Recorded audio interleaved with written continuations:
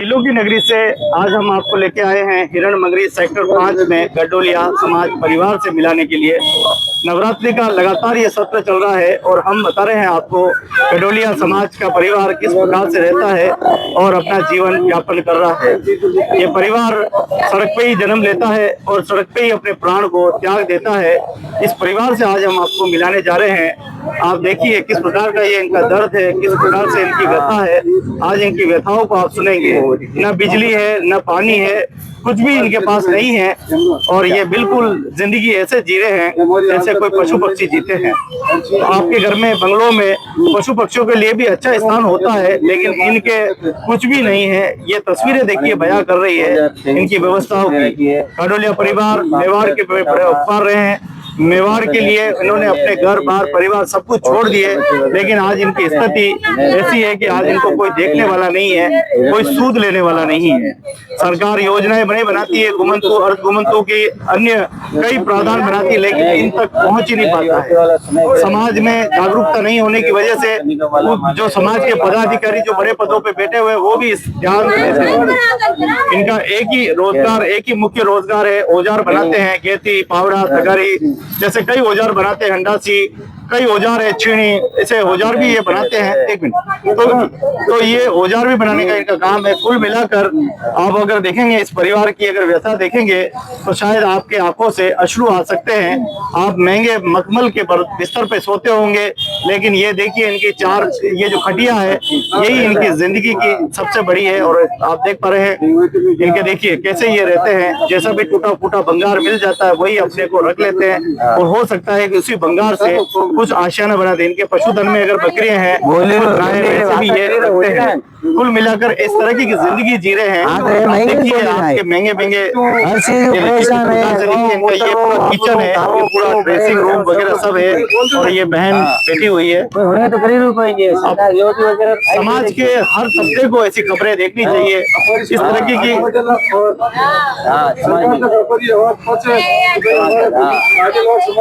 होनी चाहिए।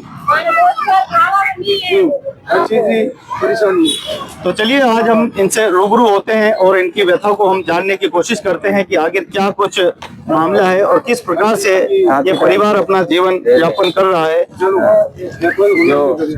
गडोलिया समाज गुमंतु अर्ध गुमंतु की श्रेणी में आता है। कुछ लोगों का ये कहना था कि इनको मकान मिले और फिर ये रहे नहीं, इन्होंने मकान को बेच दिए, जमीनें बेच दी। कई ऐसे आरोप लगाते हैं। आरोप लगाने वाले को कम से कम ये देखना चाहिए कि अगर इनके पास पैसा होता तो ये भी अच्छी जिंदगी जी रहे होते, ये भी अच्छे बंगले में रह रहे होते। इस तरह से बच्चों को रोड पे बिठाना नहीं पड़ता। इस तरह जीवन पशु के समान जीवन नहीं होता। क्या नाम है आपका? हीरालाल जी। हीरालाल जी, कितने सालों से यहाँ रह रहे हो? क्या कुछ कहानी है आपकी, थोड़ी बताएं। हम मेरी उम्र 1992 से यहाँ रह रहे हैं और काफी टाइम से रह रहे रोड पे, फुटपाथ पे। कितने साल रह रहे हो यहाँ? तो हो गए कम से कम 30-32 साल हो गया। आप बता रहे थे पहले कहीं और थे, फिर यहाँ आए। हाँ, पहले शुरू स्टार्टिंग गुरुनानक के एक परिवार हमें सेक्टर 6 में था। और उनका नाम भी बताया, कौन थे आपके पिताजी? कौन? पिताजी मांगीलाल जी थे, गुरुनानक स्कूल सेक्टर 5 में। और एक पिताजी है मेरे बड़े पिताजी, वो सेक्टर 6 में रह रहे थे, थाने के पास में। और यहाँ गुरुनानक पहले एक मेरे एक्सीडेंट भी हुआ था, उसके बारे में मेरे को कुछ लाभ मिला नहीं है। बड़ा पापा का नाम रामलाल जी गाड़ियालवार है और यहाँ मीनारे गेस्ट हाउस के सामने रहते हैं। और मांगीलाल जी का परिवार है, वो यहाँ पेंटिंग कॉलोनी के सामने रहते हैं। पहले एक सवाल ये है कि आप कैसे रह लेते हो, ये बताओ। कैसे रहते हो? दूसरों को नहीं देखते हो आप रहते हुए? दूसरों को आपकी बिल्डिंगों में लोग नहीं रहते? लोग बिल्डिंग में रहते हैं और हम लोगों की जिंदगी ऐसी है, फुटपाथ पे बच्चों को लेके मच्छर में नाली के ऊपर पड़े, रोड पे मरने का, करने का, जीने का, खाने का, पीने का और कुछ की मदद सुविधा नहीं है मेरे। और हमने 2023 से माणिक जी को अपने साथ में लग रहे और समाज वाले आगे से आगे हमारा काम किया जाए और इसी प्रकार से हमारा धन्यवाद है। तो आप देख पा रहे हैं कि किस प्रकार से एक पशु के समान आज भी ये गडोलिया समाज इंसान होते हुए, मनुष्य होते हुए भी आज इनकी व्यथा ये है। बच्चों की स्थिति क्या है? बच्चों की स्थिति ये है, मच्छर काटते हैं। बच्चे आपके? हमारे 3 बच्चे, न तो पढ़ते हैं न लिखते हैं और न खर्चा उठा सकते हैं। रोड पे रह रहे, रोड पे घूमते हैं, कोई सुनाई करते नहीं। लोग बोलते हैं कि बिल्डिंग के या करोड़ों रुपए की जमीन पे बैठे, अगर उनके हो जमीन तो हम हमें जमीन को बेच बेच के खा जाते हो। खा जाते, और अगर हमारा रिकॉर्ड हो तो भी बताओ, या नहीं हो तो भी हमें को कहीं बिठाओ अच्छे रूप से। भाई आरोप लगाता है। तो आप देखिए कि अगर वास्तव में इनको करोड़ों अगर मिले हो तो उनसे करोड़ हो बात है। आप बताओ किधर कैसे रह लेते हो आप बताओ कैसे रह लेते हो? कैसे रह लेते? बच्चों की पैदाश यहाँ की है, बच्चों की शादी यहाँ की है, हम जानवर के जैसे रह रहे। कोई लोग बिल्डिंगों में रहते हैं, हम जानवर की जैसे फकीरों की जैसे रह रहे। हम कुत्ते की जिंदगी जी रहे। सरकार प्लॉट दे लिखने के लिए नाम लाती है, फिर हमारे को प्लॉट देती भी नहीं है। आपके बच्चे जब बरसात में भीगते हैं कैसे लगता है? बरसात में भीगते बीमार हो जाते। माँ क्या कहती है? आप बैठो बरसात में भीगते बीमार हो जाते बच्चे लोग। इलाज कराने के पैसे नहीं है, खर्चा भी मुश्किल पड़ता है। बीमारी कराए, खर्चा करे, क्या क्या इलाज करे बच्चों का। बच्चे एक कुत्ते की जिंदगी जी रहे। माँ बाप कमाई करते तो इतनी कमाई कहाँ से करते? आप एक माँ हो, बताओ कि कौन माँ चाहेगी कि अपना बेटा रोड पे रहे? आप बताओ कैसी माँ, कौन ऐसी कौन माँ की माँ हो? नहीं सर, मैं तो नहीं चाहती हूँ कि मेरे बच्चे रोड पे रहे, पर वो क्या करें, हमारी जिंदगी ऐसी है तो रहना पड़ता है, मजबूरी ऐसी है हमारी। आपका जन्म भी रोड पे हुआ? मेरा जन्म भी रोड पे हुआ, मेरे बच्चे भी, मेरे दो लड़के भी यहीं हुए, मेरे लड़की भी यहीं हुए।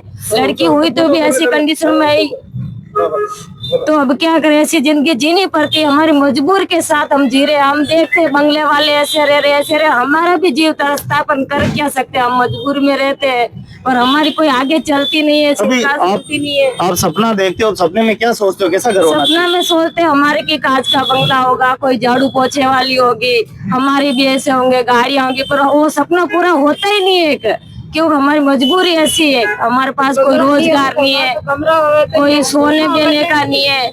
हमारे पास ये झोपड़ी, इधर पानी पड़ता है इधर घुसते, इधर पानी इधर घुसते, कभी माचा पे बैठ के खाना बनाते, नीचे से पानी जाते, ऐसे मुसीबत पे रह रहे, गीले भी ओढ़ने पड़ते हैं। क्या करें, हमारी मुसीबत ऐसी है, मजबूरी में। कभी ऐसा भी हुआ है जंगली जानवर आगे, सांप बिच्छू आ जाते हैं? बिच्छू आ जाते हैं तो भी क्या करते हैं, मजबूरी से रहने पड़ते हैं। कभी कभी काट लेते तो ये क्या करते हैं, मजबूरी में हॉस्पिटल ले जाने पड़ते हैं, सब कुछ करना पड़ता है। मजबूरी ऐसी है हमारी, क्योंकि हम कुछ कर नहीं सकते, हमारे पास पैसे नहीं है, रोजगार नहीं है, तो हम भी आगे बढ़ सके। और तो प्रत्येक व्यक्ति को इस बातों को सुननी चाहिए, हर व्यक्ति को इन बातों को समझनी चाहिए कि आज की इनकी स्थिति को आप देख लीजिए कैसे ये रह रहे हैं। आप कटे रहता पहला? आप कटे रहता कटे रहता पहले थाना राम में रहता कहीं कड़ी थानो वाला। हाँ, आपरे पिताजी रो कई नाम हो? रामलाल जी। बराबर जन्म कटे पियो और जन्म कटे पियो? मारो तो सेवाश्रम में भी, सेवाश्रम में भी। और आपरे बेटा रो जन्म कटे गया? मारा बेटा रो गया सेनारी के चौथरा में। सब रोड पे ही गया? रोड पे सब हमारा परिवार ही रोड पे। कई आशा करो आपके बदलाव बनो छावे। मां ये आशा करा सरकार ने, वो कहना चाहवा कि हमारी मदद करो थोड़ी। यह जिंदगी है, आप यह जिंदगी जानवर की तरह है। यह जिंदगी मानो इन्हें क्या? आप जानवर की तरह है, जानवर ही और बढ़िया है। अन्नो जिम्मेदार समाज और सरकार सब एक, आप और जिम्मेदार कौन है? समाज और सरकार दो ही है। क्यों आप समाज सरकार ने क्यों दोष देना चाहो? माने रोड पे कहीं 200-250 रुपया आता रहेगा, पेट भरा है। आगे बढ़वारी सरकार कार्यवाही करे तो वे तो वास्तव में ये सवाल खड़े होते हैं। ये देखिए आप, ये बहन सो रही है, और ये बहन इसलिए नहीं सो रही है, मजबूरी सुला रही है। बेटा तू कितनी पढ़ते हो? छठी। क्या बनोगे बड़े होके? कुछ सपना देखियो? नहीं देखिए। अच्छा लगे एकदम यो रहनो। दूसरा में देखो आप, दूसरा लोग भी रहे बंगला में रहे, किस तरह लगे आपने? हम भी उनमें रहना चाहते हैं। कैसे रहोगे? कौन बदलेगा ये हालात को? कौन जिम्मेदार है? इतना तो आती नहीं। सरकार है इसकी जिम्मेदार? सरकार को सोचना चाहिए ना। तो आप देखिए कि जहाँ रोटी कपड़ा और मकान जैसी व्यवस्थाएं सरकार को करनी होती है, लेकिन सरकार ने पॉलिसी कुछ इस तरह से बना रखी है कि ये लोग आगे बढ़ नहीं पाते। इनकी व्यथा सुने तो सुने कौन? आप देखिए सभी में हम जाएंगे, सभी यहाँ थोड़ा बेडरूम बताओ, आप थोड़ा घरों थोड़ा परिचय तो करो। इतना छोड़ दो, अरे आप छोड़ दो। नाम दे बता रही। नहीं आप थोड़ा बताओ।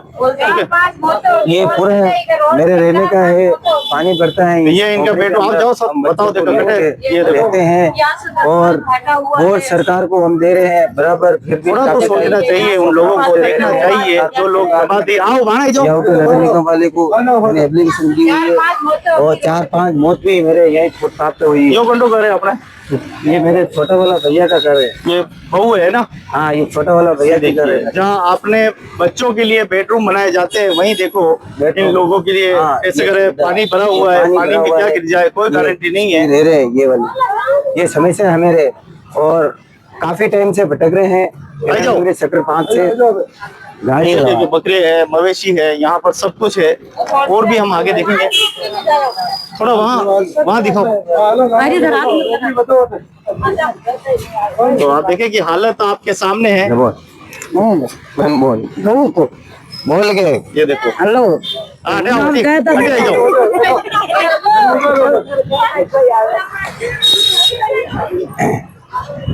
तो ऐसी जिंदगी में कौन रहना चाहेगा, लेकिन फिर भी रहने को मजबूर है। रहने को किसके कहे, कौन सुने।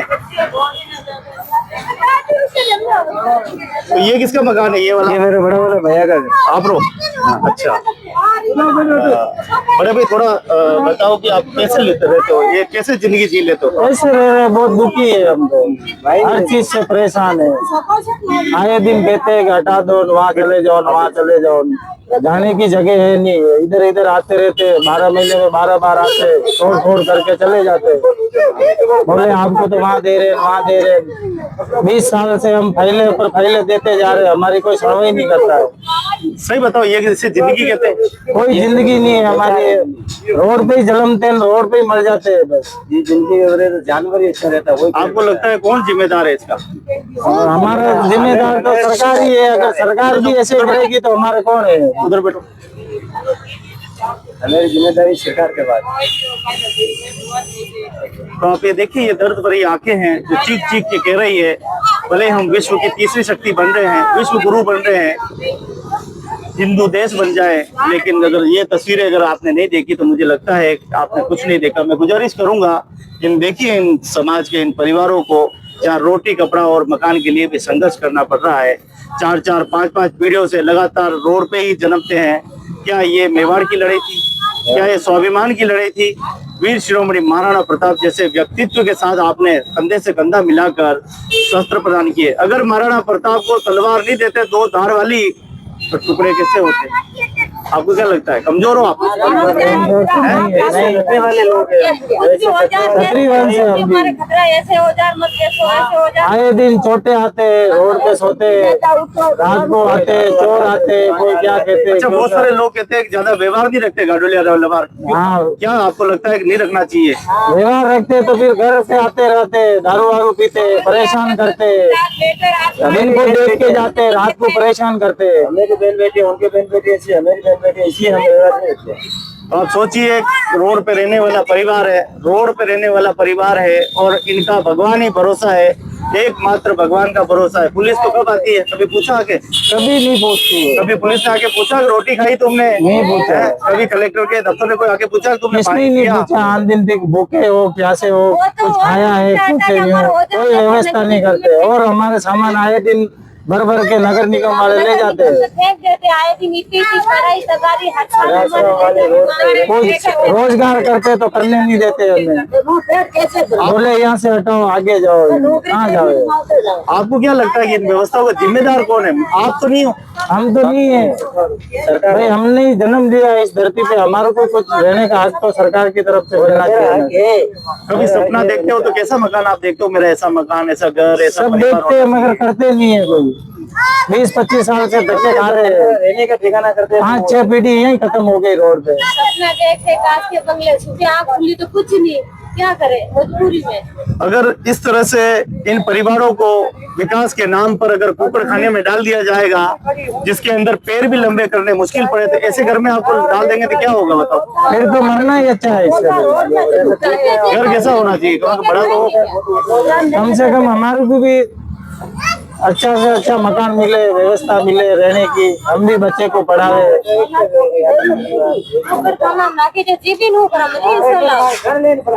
तो देखिए कि ये नाम क्या है आपका? नारायण जी। नारायण जी ने अपनी व्यथा बताई।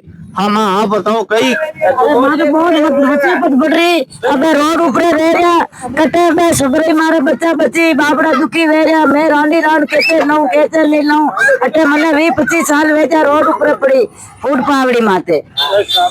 हाँ सोरा सोरी माँ हूँ। एक बात बताओ। हाँ एक बात बताओ, ज्यादा बात नहीं बतानी। हाँ। आप तो बताओ ये जिंदगी है कहीं जगह कहीं नहीं था कहीं पड़िया फूट पावड़ी माते। मनक जन्म हो गया कहीं।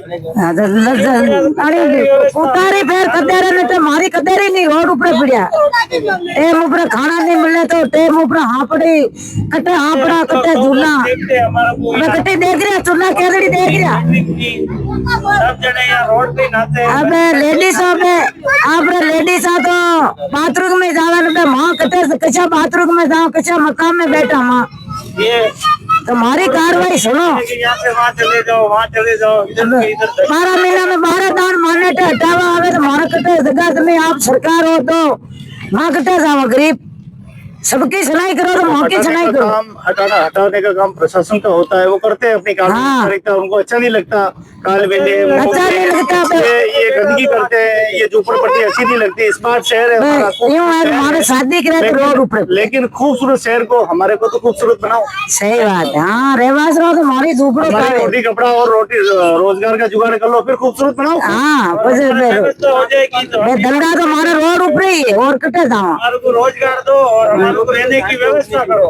रहवा की व्यवस्था तो ये दर्द है गाडोलिया समाज परिवार का, जो अपना दर्द ये बता रहे हैं। हिरण मंगरी सेक्टर 5 से। बेना आप बताओ नाम बताओ, आप नाम बताओ। मेरा नाम डाली। रोड पे बड़े बहुत दुख देखते नगर पालिका वाला रोज परेशान करते। बोल दो रोज परेशान करते मैं बच्चे रोड पे आ जाते गाड़ी घोड़ा आते तो बहुत परेशानी है। आप इनके दर्द देखे किसे हम के बच्चे छोटे छोटे कहाँ लेके जाएगी हम।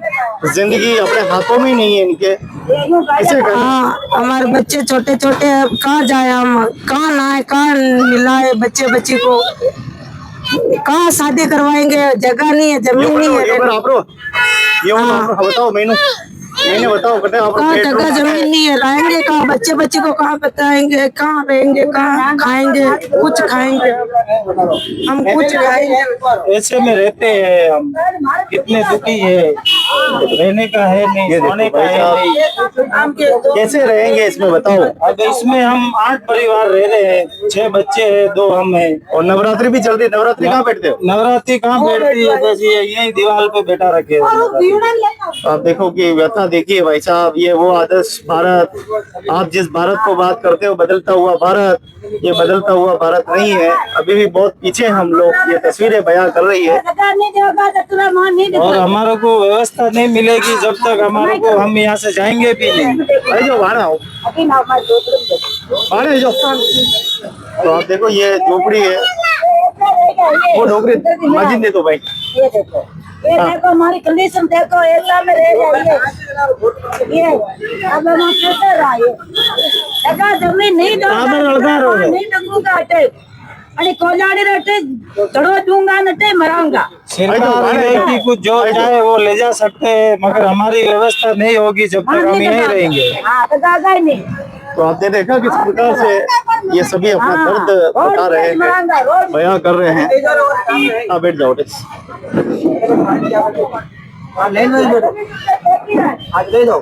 लगातार पीढ़ी दर पीढ़ी यहाँ पर ये व्यवस्था इसी प्रकार से हो रही है। किसे कहे, कौन सुने, किसे कहे अपना दर्द।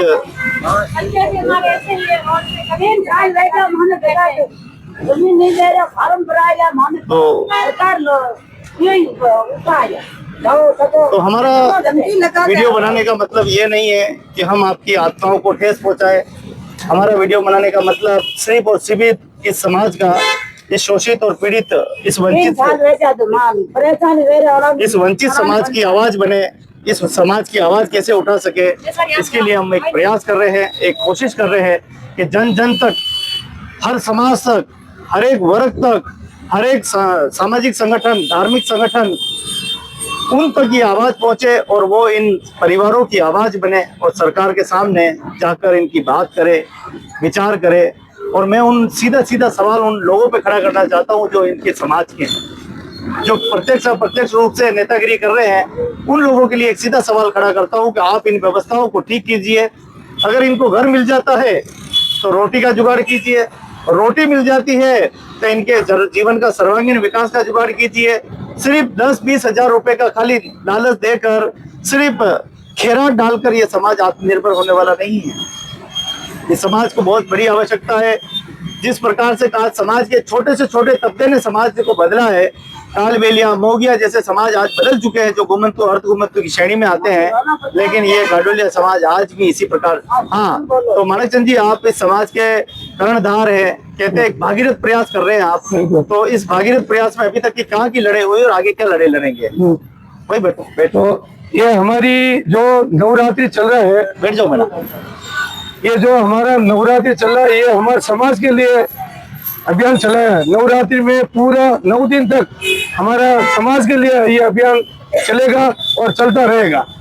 उसके बाद में हमारे से सरकार से रिक्वेस्ट है कि आप कैंप तो लगाए, माननीय मुख्यमंत्री जी महोदय, आपने कैंप तो लगाए, लेकिन कैंप में भूमि माफियों का काम हो रहा है, पूंजीपतियों का काम हो रहा है और दलालों का काम हो रहा है, लेकिन गरीबों का काम नहीं हो रहा है। बैठ जाओ। नगर प्रयास प्राधिकरण में कैंप तो आपने लगा दिया, क्या शहर सेवा शिविर अभियान 2017 अक्टूबर, मतलब सितंबर से अक्टूबर तक, लेकिन गरीबों का ये कैंप नहीं है, ये भूमि माफियों का कैंप है, ये पूंजीपतियों का कैंप है और ये दलालों का कैंप है। यूआईटी वाले सारे दलालों का काम करते हैं और भूमि माफियों का काम हो रहा है और पूंजीपतियों का काम हो रहा है यूआईटी के अंदर, लेकिन गरीबों का काम आज दिन तक यूआईटी ने नहीं किया है और न ही सुनवाई करते हैं। श्रीमान सचिव महोदय, श्रीमान आयुक्त महोदय, श्रीमान भूमि आपत्ति अधिकारी महोदय, श्रीमान भूमि निरोधक अधिकारी महोदय हमारी हंसी मजाक उठाते हमारी गाड़ी लोग समाज की कि ये गुमंतु क्या है। तो मुख्यमंत्री जी, आपने जो योजना निकाली गुमंतु और गुमंतु गाड़ी लोग समाज की, तो इस योजना का लाभ दिलाओ। ना तो फेरा फेरी चित्र में पट्टे मिले और ना ही बुकट मिले। 4 साल से यूआईटी चक्कर कटा रही है। इनमें और अधिकारी को हमें लिखित में दिया, श्रीमान कलेक्टर साहब को भी दिया, श्रीमान संभागीय आयुक्त महोदय चेयरमैन साहब को भी दिए, श्रीमान आयुक्त महोदय संभागीय आयुक्त को भी दिए और नगर विकास प्राधिकरण उदयपुर आयुक्त साहब को भी दिए, सचिव साहब को भी लिखित में दिए, लेकिन हमारी कार्रवाई करने के लिए कोई प्रशासन इच्छुक नहीं है। अगर 9 दिन अभियान के अंदर हमारी कार्रवाई चालू नहीं होगी तो समाज के हमारे गाड़ी लोग समाज धरने पे उतरेगी, उसका सारी जवाबदार प्रशासन की होगी, श्रीमान माननीय मुख्यमंत्री जी की होगी, श्रीमान सांसद महोदय की होगी, श्रीमान विधायक महोदय की होगी। ये सारी चीजें तमाम आप कान खोल के सुन लीजिए कि अगर गाड़ियां समाज का भूमि आवंटन की कार्रवाई और फेरा फेरी क्षेत्र में पट्टों का आवेदन चालू नहीं किया तो अग्रिम कार्रवाई हम धरने पे उतरेंगे और गुमंतु जाति गाड़ियां समाज कोई वोट भी नहीं देंगे और वोटों का बहिष्कार भी करेंगे। ये सारी जिम्मेदारी प्रशासन की होगी और यूआईटी अधिकारियों की होगी। आप सुन लीजिए मुख्यमंत्री जी। एक सवाल ये है, पहले तो आप ये बताइए कि हम कहाँ खड़े हैं आज हमारी स्थिति क्या? पहले हमारी ये स्थिति है, आज हमें गोविंद जी के साथ में आए हिरण मंगरी सेक्टर 5 के अंदर, तो हमारे गाड़ी लोग की झोपड़पट्टी की स्थिति बताई कि हमारी समाज किस तरह से रह रही है और किस तरह से जीवन यापन कर रही है। ये हाल है हमारी समाज का, लेकिन सरकार अभी तक हमारी कोई सुनवाई नहीं करी है। 5 साल हो गई हमें कार्रवाई करते, लेकिन सरकार हमारे ऊपर कोई ध्यान नहीं दिया। माणक चंद जी, क्या सपना आपने देखा इस समाज के लिए? इस समाज के लिए हमने सपना ये देखा कि ऐसी स्थिति में हमारी समाज फुटपाथ पे आज भी जीवन यापन कर रही है। ये हमें सपना देख रहा है। जब तक हमारा सपना ऐसी स्थिति में होगा तो हमें सरकार का पीछा नहीं छोड़ेंगे। चाहे भले मर मिटेंगे, हम चाहे लोग- धरना देना पड़े। हमारा देश विश्व गुरु बनने जा रहा है। हाँ, आपका अभी सुना है कि राजस्थान और भारत विश्व देश बनने जा रहा है, लेकिन ये हाल हो रहा है, ये हाल हो रहा है गरीबों का, और गरीबों की हाल कोई सुनने वाला नहीं है। तो श्रीमान सिंह मुख्यमंत्री से निवेदन है कि अति शीघ्र ही यूआईटी से बोले कि भाई इन घुमंतु घाटी लोअर समाज की आमदनी की कार्रवाई चालू करे और पेरा पेरी क्षेत्र में पट्टों का आवेदन चालू करे। ये हमारी मांग है। अगर हमारी मांग पूरी नहीं होगी तो हम धरना देंगे। ये सारी जिम्मेदारी प्रशासन की होगी। तो आप देखिए किस प्रकार से इस रोड पे रहने को मजबूर है, और इनका छोटा सा वो कारोबार है। मैं दिखाना चाहूंगा, ये देखिए इनके ये पावड़े, ये छोटा सा कारोबार है, स्टॉल लगा रखी है। तो देखिए वो थोड़ा सा लड़ी वगैरह रखते हैं, छोटा बड़ा रोजगार करते हैं। कोई इतने बड़ा पैसा भी इससे नहीं होता है, छोटा छोटा पैसा संग्रह करके अपने जीवन को। और ये एरन लगा रखी है जहाँ इन्होंने अपना व्यवसाय का बना रखा है। ये है स्थिति इस समाज की। हाँ, हमारे समाज को रिक्वेस्ट है कि ज्यादा से ज्यादा सीरीज में स्कूल भेजे बच्चों को, चाहे बच्ची हो चाहे बच्चा हो, और एक बाल विवाह पर पूरा ध्यान रखना। ये हमारी सभी से हाथ जोड़ के निवेदन है कि कोई बाल विवाह नहीं करना और बच्चों को स्कूल भेजना। ये जिम्मेदारी बच्चों के माँ बापों की होगी, और अग्रिम कार्रवाई हम करते रहेंगे। और तहसीलदार जी, मेरी बात सुनिए, तहसीलदार जी के पास गए थे घुमंतु पहचान पत्र के लिए, तो पटवार जी और तहसीलदार जी ने मना कर दिया कि आपका घुमंतु पहचान पत्र नहीं बनेंगे। तो तहसीलदार जी से बोला कि पटवार जी, ये हमारी मुख्यमंत्री भजनलाल सरकार, राजस्थान सरकार से घुमंतु जाति पहचान पत्र की गाइडलाइन लाइन नहीं किया। तो क्या हमारे पास कोई गाइडलाइन नहीं है? तो सरकार से रिक्वेस्ट है कि घुमंतु जाति पहचान पत्र की गाइडलाइन भेजे, ताकि हमारे घुमंतु जाति का पहचान पत्र बन सके। तो ये निवेदन है हमारी सरकार से। मानक जी, ये भागीरथ प्रयास कर रहे हैं कि समाज को आगे लाए, इस समाज को आगे बढ़ाए। ये भी सभ्य समाजों की तरह आगे उठ के बिल्कुल, हर जाति के समाज आगे बढ़ रही है, लेकिन हमारे समाज वो आगे नहीं बढ़ रहे थे, क्योंकि ये पूंजीपतियों का काम होता है, दलालों का काम होता है, और भूमि माफियों का काम होता है। इसकी वजह से हमारे समाज की कोई सुनवाई नहीं करते। प्रशासन तो भूमि माफियों का काम करते हैं, दलालों का काम करते हैं। एक बात आप मुद्दा लेके आए थे, मावली के आसपास भी हटाए जा रहे हैं। हाँ बिल्कुल, मावली के आसपास भी हटाए थे, लेकिन उसमें भी बहुत बड़ा नुकसान किया है हमारे सरकार ने। आज इन लोगों का भी नुकसान हो रहा है। कभी यूआईटी वाले, कभी नगर निगम वाले आते हैं, तो इनके समाज भर के लेके चले जाते हैं। आप यहाँ से भगो, अरे भगो तो हमारे को जमीन दे दो, देवोगे तो हम यहाँ से हटेंगे, नहीं तो हम जाएंगे क्या? आसमान में थोड़ी रहेंगे, जमीन के ऊपर रहेंगे। सब जाति जमीन के ऊपर रह रही, तो हमारा कोई अधिकार जमीन के ऊपर रहने का। एक मिनट मानक जी एक मिनट। मानक जी की तबीयत काफी खराब है, और उनका स्वास्थ्य ठीक नहीं होते हुए भी आप नवरात्रि में 9 दिन तक लगातार इस समाज के बीच में पहुंच रहे हैं। भागीरथ प्रयास कर रहे हैं कि समाज उठ खड़ा हो, ये समाज अपने अस्तित्व को पहचाने, ये समाज अपनी शक्ति को पहचाने। ये समाज कमजोर नहीं है। जब वीर शिरोमणि महाराणा प्रताप जैसे योद्धाओं के साथ कंधे से कंधा मिलाकर तलवार और शस्त्र बना के दिए, तब जाके तो बड़े बड़े मुगलों पे अपनी दाग जमाई, उनको गाजर मूली की तरह काट दिए। औजारों के बिना कैसे काम होता। लेकिन आज इनकी हालत ऐसी हो गई है कि मेवाड़ के महाराणा तो चले गए, आज शायद महाराणा होते तो वो भी बेहोश हो जाते। मैं गुजारिश करूंगा हमारे राज परिवार के लोगों से भी कि खाली बातों से कहने से काम नहीं चलेगा कि गाडोलिया ने किया किया किया किया किया। खाली गाताओं का वखाण करने से कुछ नहीं होगा। वास्तव में इस परिवार के लिए अब आपको सत्ता में हो, आप सत्ता पक्ष में हो, अभी आप वर्तमान में कई राजा और महाराजा सत्ता पक्ष में है, तो वो भी आवाज उठाए, वो विधानसभा में उठाए, वो लोकसभा में उठाए।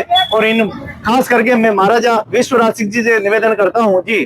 श्रीमान मुख्यमंत्री अशोक जी गहलोत साहब ने 2023 में आदेश निकाला कि यूआईटी में आदेश निकाला कि भाई घुमंतु जाति घाटिया लोहार समाज को भूमि आवंटन किया जाए और इनको भूखंड दिया जाए।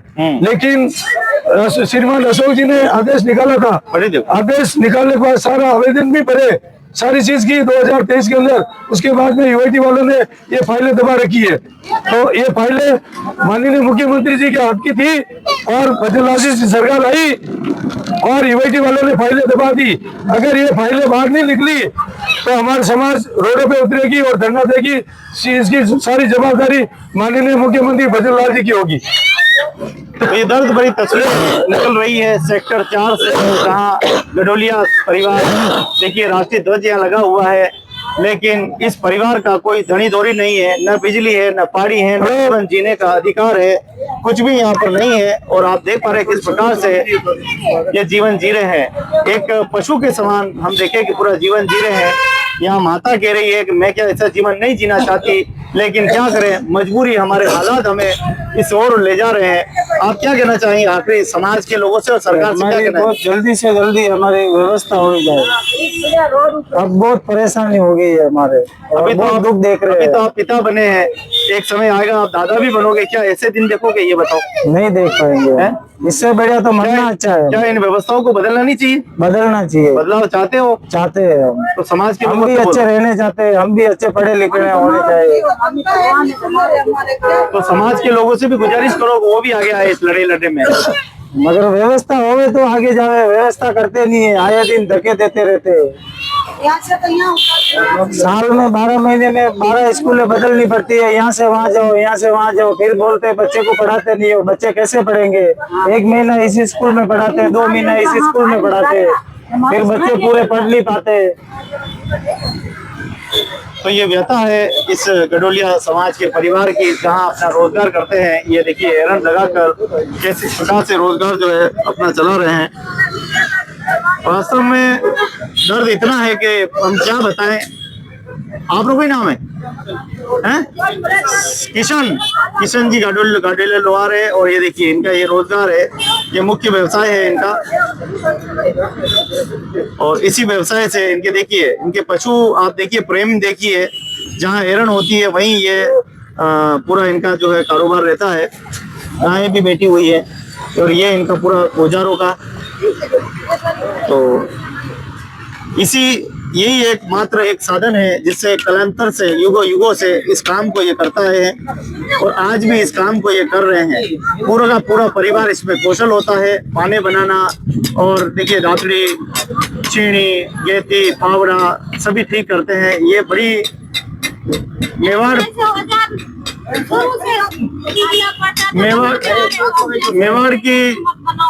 की आन बान और शान को बनाने वाले गाडोलिया परिवार, गाडोलिया समाज आज भी शोषित और अपेक्षित है। इस परिवार की मदद कीजिए।